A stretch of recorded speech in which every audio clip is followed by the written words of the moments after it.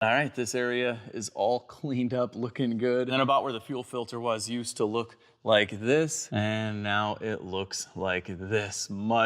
Much better. You know I love my AMSOIL heavy duty metal protector. This is an excellent undercoating. It's super easy. It goes on as a liquid and dries as a wax. So we're gonna hit up every cavity of this underneath that we can get to as we, basically restore the car. And it doesn't take away our teal. I've used this on most of my cars and it works great if your car doesn't have any rust at all because it'll prevent it from ever rusting. And it's super affordable. I did my entire Escalade for about $40. And honestly, you can't put a price tag on rust prevention.